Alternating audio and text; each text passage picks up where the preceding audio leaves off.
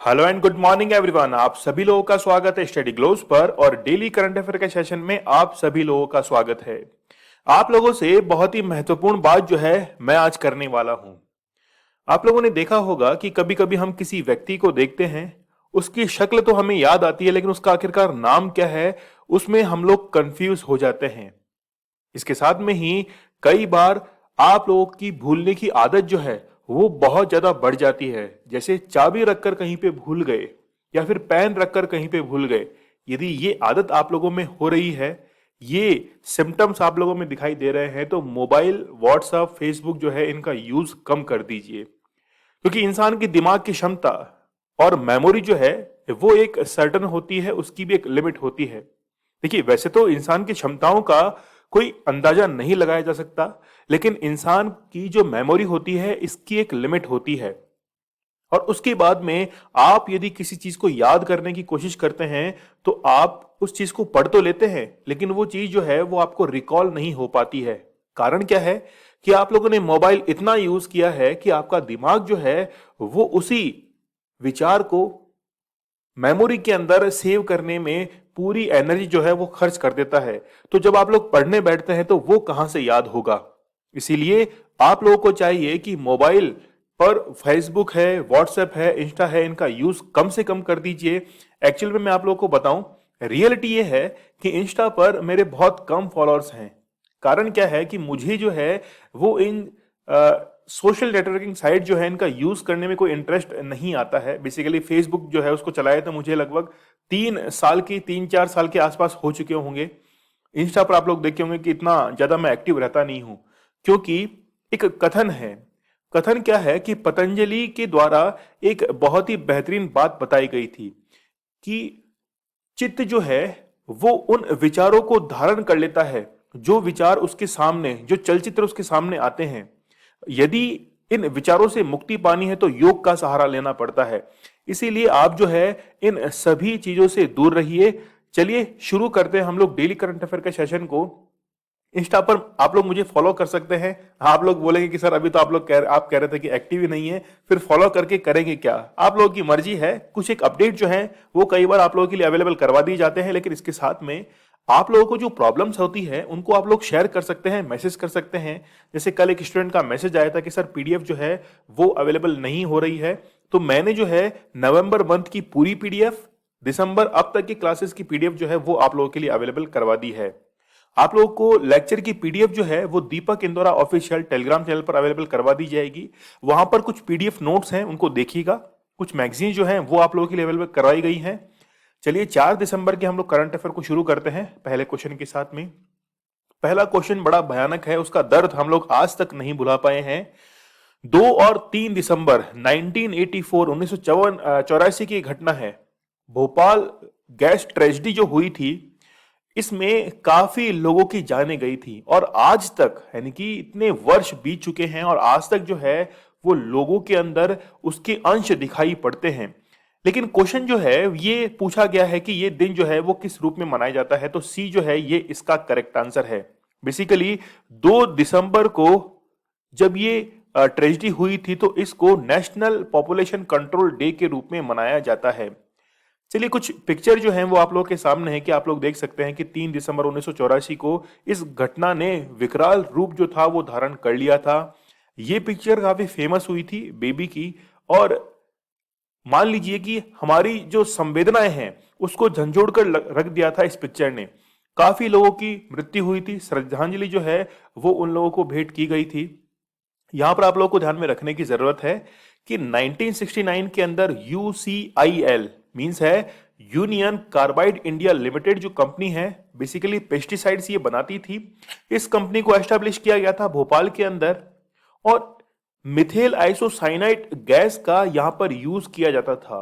और 30 ton methyl isocyanide gas जो है इससे 15,000 लोगों की मृत्यु हुई और लगभग 6 लाख वर्कर जो थे वो इससे अफेक्ट हुए थे। तो बहुत बड़ा ये गैस कांड था। और इसके जो ऑनर थे वो क्या हुआ कि वो तो भारत से भाग गया था। पता होगा आपको कि वो जो था वो भारत से भागकर यूएसए चला गया था। तो काफी लोग जो थे वो इसमें हताहत हुए थे। इफेक्ट्स आफ्टर डिजास्टर, मतलब इफेक्ट क्या है उसके, आप लोग देख सकते हैं कि 20,000 लोग जो हैं उनकी इसमें डेथ हुई थी। तो लगभग 1 लाख और 2 लाख लोग जो हैं वो क्या हो चुके हैं, परमानेंट इंजरीज उनके अंदर हो गई थी। मतलब जैसे मान लीजिए कि पैर में चोट लग गई है, किसी का पैर कट गया है, किसी के हाथ में चोट लग गई है, आई प्रॉब्लम हो गई है, रेस्पिरेटरी डिफिकल्टीज हो गई है, इम्यून सिस्टम जो है वो उनका बिल्कुल गड़बड़ा गया है। तो कई सारे यहाँ पर जो घटनाएं हैं वो देखने को मिली थी। ठीक है, चलिए, तो 2 दिसंबर और 3 दिसंबर का दिन जो है वो हम लोग नहीं भूल सकते हैं। और 2 दिसंबर के दिन को राष्ट्रीय प्रदूषण नियंत्रण दिवस, नेशनल पॉल्यूशन कंट्रोल डे के रूप में सेलिब्रेट किया जाता है।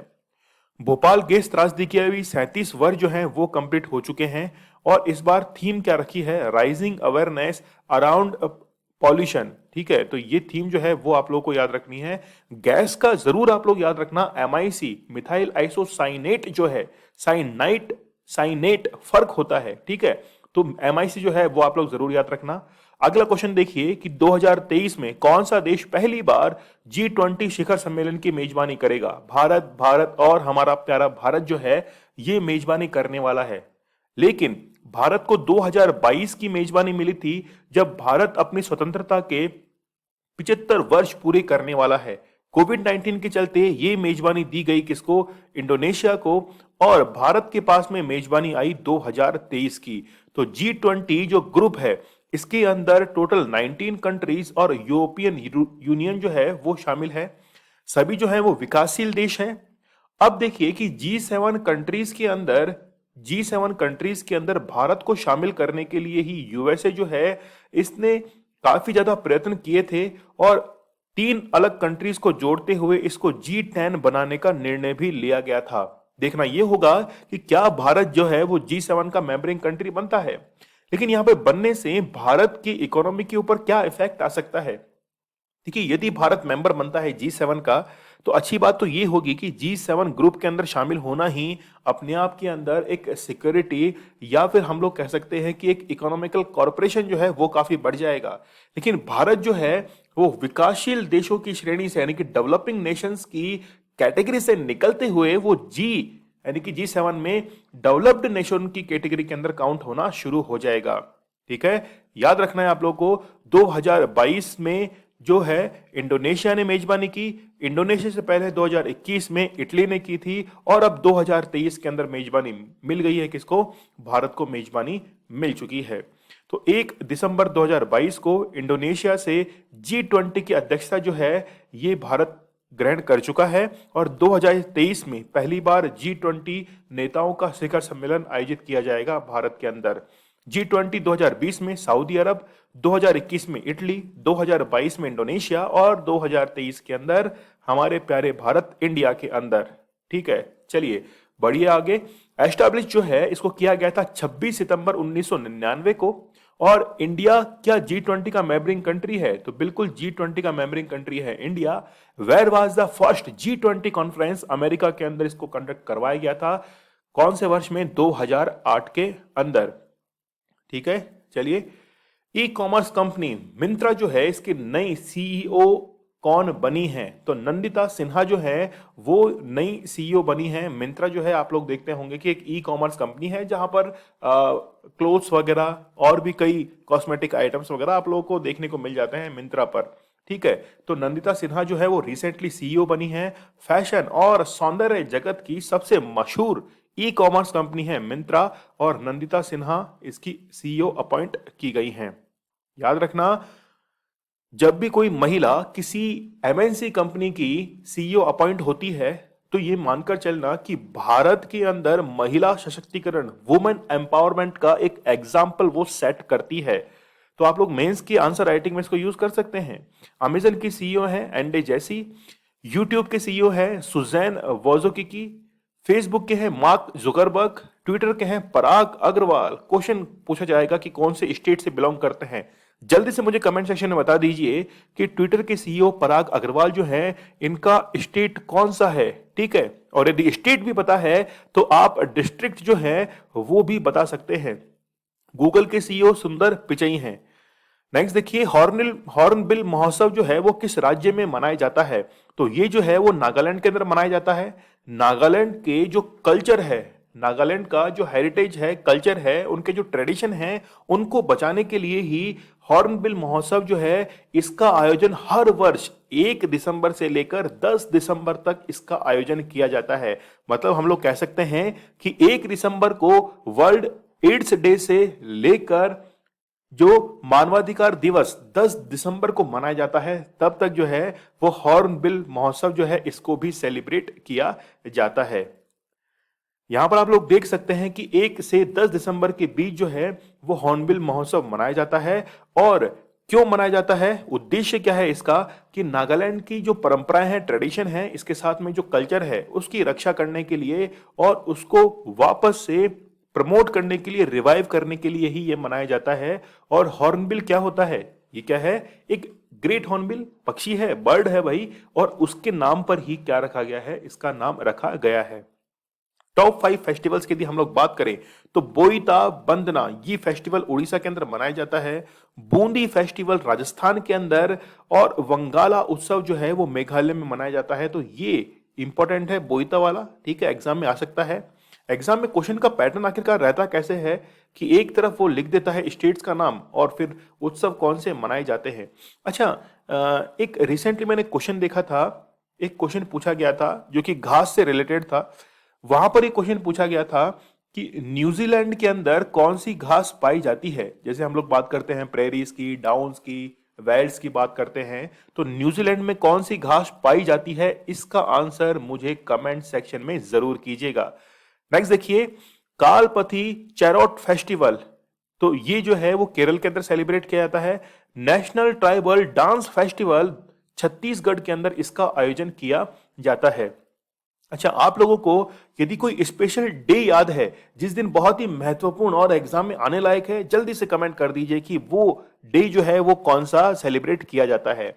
एक बुक जो है इसको रिसेंटली भारत के उपराष्ट्रपति एम वेंकैया नायडू के द्वारा यहां पर इसका विमोचन किया गया है। क्या है बुक का नाम, देखिए, डेमोक्रेसी, पॉलिटिक्स एंड गवर्नेंस। ये किताब जो है वो लिखी गई है ए सूर्य प्रकाश, ठीक है, तो ए इसका करेक्ट आंसर है। तो डॉक्टर ए सूर्य प्रकाश जो है ये इसका करेक्ट आंसर है।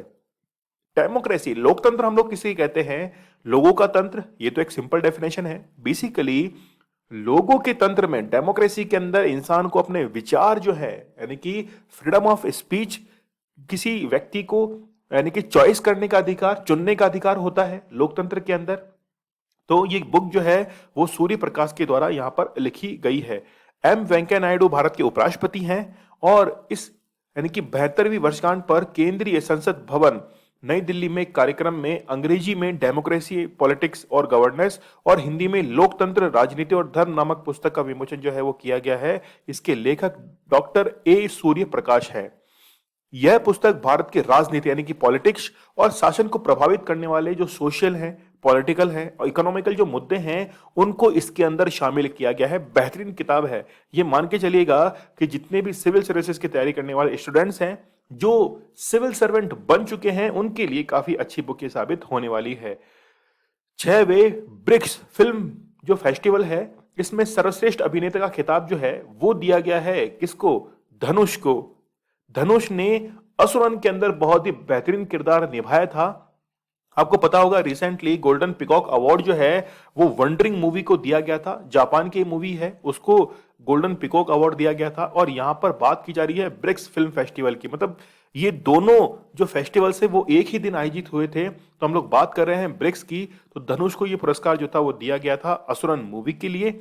इनका शानदार प्रदर्शन इसमें रहा था। सर्वश्रेष्ठ अभिनेत्री लारा बॉल्डोरिनी जो है कहां की है, ब्राजील की फिल्म ऑन व्हील्स में उनके शानदार प्रदर्शन के लिए ब्रिक्स फिल्म महोत्सव में सर्वश्रेष्ठ अभिनेत्री का पुरस्कार इनको दिया गया। और ये इसका कौन सा एडिशन है, वर्जन कौन सा है, 6th वर्जन जो है वो इसका मनाया गया है। चीन में अगले वर्ष कब जो ओलंपिक विंटर गेम्स आयोजित किए जाएंगे, तो 4 फरवरी से लेकर 20 फरवरी के बीच में विंटर गेम्स, याद रखना आइस के ऊपर ये गेम जो है वो खेले जाते हैं। ओलंपिक जितने भी होते हैं इनको 4 साल के अंतराल में खेला जाता है। जैसे समर ओलंपिक की बात करें तो अभी हुए 2020 के अंदर, टोक्यो ओलंपिक वाले को हम लोग 2020 में गिनेंगे, तो 2024 में होंगे कहां पर, लॉस एंजलिस के अंदर। फिर 2028 के अंदर कहां पर होंगे, 2032 में ब्रिस्बेन के अंदर होंगे। अच्छा, 2028 में कहां होंगे बताइए जल्दी से कमेंट सेक्शन के अंदर। वैसे ही विंटर गेम्स जो हैं ये भी हर 4 साल के अंदर आयोजित करवाए जाते हैं और चीन में जो है ये पहली बार आयोजित होने जा रहे हैं बीजिंग के अंदर। समर ओलंपिक्स 2008 के अंदर भी हुए थे, आपको पता है कि 2008 के अंदर समर ओलंपिक जो थे ये भी करवाए गए थे चाइना के अंदर ही। तो बीजिंग विश्व का पहला और एकमात्र नगर है जो ओलंपिक खेलों के दोनों यानी कि ग्रीष्मकाल और शीतकाल दोनों की मेजबानी कर चुका है। तो ये क्वेश्चन काफी इंपॉर्टेंट हो सकता है कि विश्व में पहला और एकमात्र शहर कौन सा है, सिटी कौन सी है जहां पर दोनों समर और विंटर ओलंपिक जो हैं वो हो चुके हैं। क्वेश्चन क्या पूछा मैंने अभी आप लोगों से, 2024, 2028 और 2032 के जो समर ओलंपिक्स है ये कहां होने जा रहे हैं। ठीक है, चलिए नेक्स्ट देखिए, फॉर्च्यून इंडिया ने भारत की 50 सबसे शक्तिशाली महिलाओं की सूची जारी की है। इसमें प्रथम स्थान पर भारत की वित्त मंत्री निर्मला सीतारमण जो हैं इनको यहां पर जगह दी गई है। जबकि दूसरे नंबर पर कौन है, कौन हो सकती हैं दूसरे नंबर पर, नीता अंबानी। तो नीता अंबानी जो हैं ये सेकंड पोजीशन पर, और थर्ड पोजीशन पर कौन, तीसरे स्थान पर कौन है भाई, तीसरे स्थान पर ऐसी महिला है जो कि भारत के अंदर हर महिला को प्रभावित करती है। देखते हैं अभी, तो निर्मला सीतारमण जो है वो क्या बनी है, 50 सबसे शक्तिशाली महिलाओं की सूची में प्रथम स्थान पर रही है। तीसरे नंबर पर कौन, सौम्या स्वामीनाथन। क्यों, क्योंकि इनके जो पिता थे MS स्वामीनाथन, उन्होंने 1966 के अंदर ग्रीन रिवॉल्यूशन, हरित क्रांति के वो जनक माने जाते हैं और वो मैक्सिको से गेहूं के जो बीज है उनको लाकर पंजाब के अंदर उगाया था।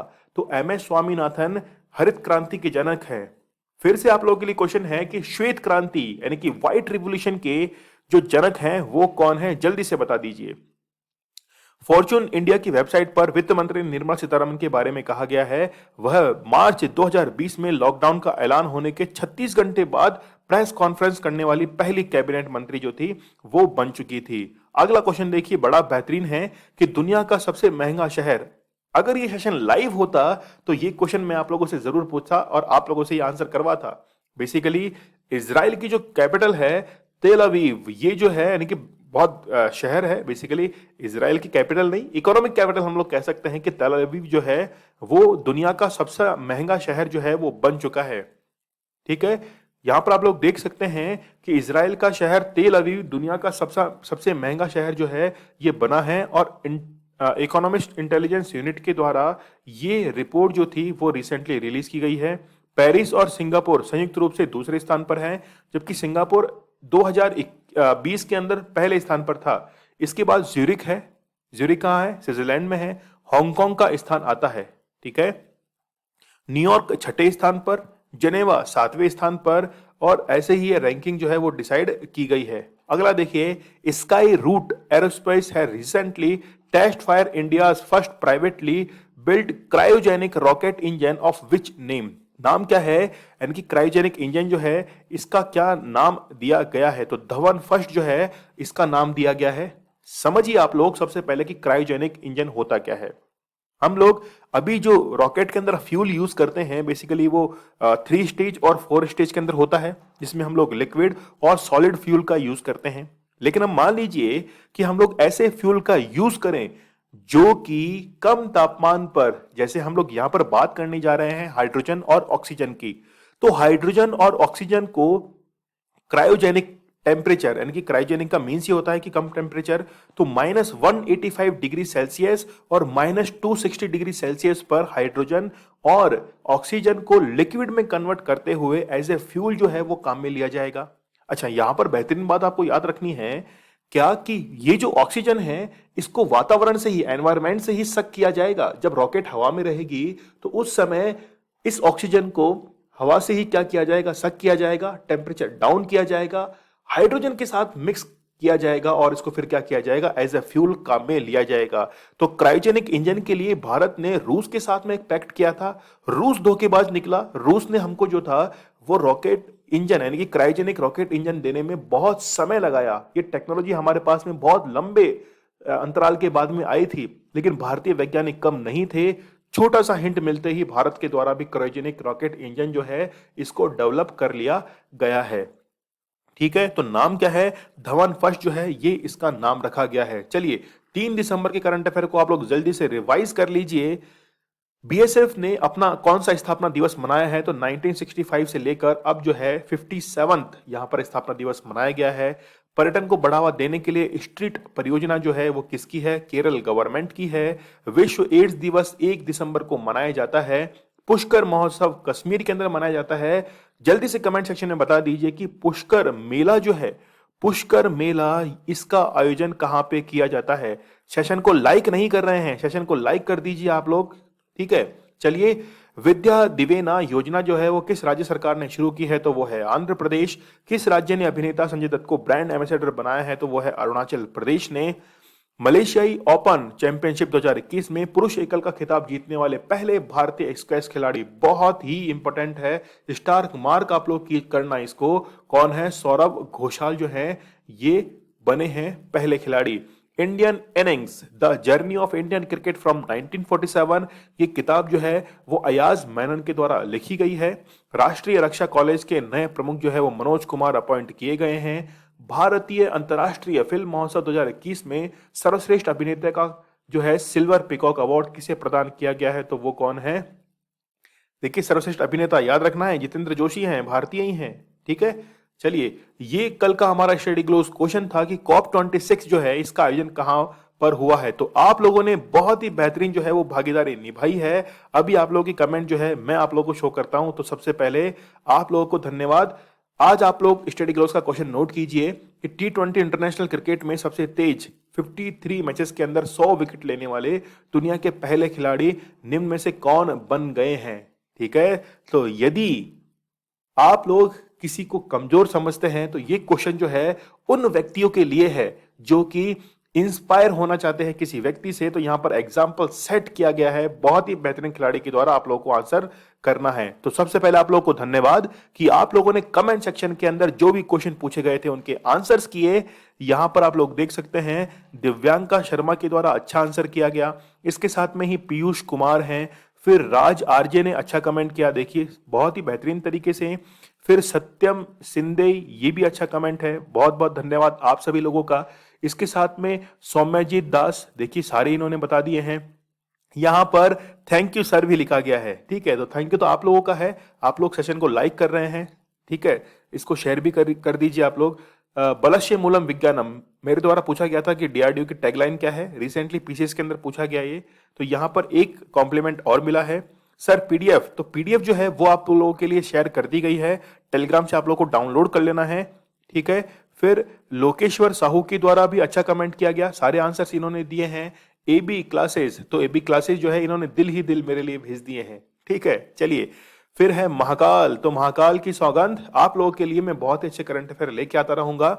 अंकित भगवान जो है बाजवान, इन्होंने कहा कि सर पीडीएफ नहीं डाली आपने 29 नवंबर के बाद। तो सारी पीडीएफ डाल दी गई है, रिप्लाई जो है वो आपको कर दिया गया है। शिवम वर्मा जो है इन्होंने भी अच्छा आंसर किया है। फिर देखिए चमेली चैत नारायण, इन्होंने भी अच्छा आंसर किया है। तो सबसे पहले आप लोगों को धन्यवाद कि आप लोगों ने आंसर किया। आप लोग मुझे इंस्टा पर फॉलो कर सकते हैं, कोई भी आपका मैसेज हो तो मुझे मैसेज कर सकते हैं। लेक्चर की पीडीएफ आप लोगों को डाउनलोड कर लेनी है।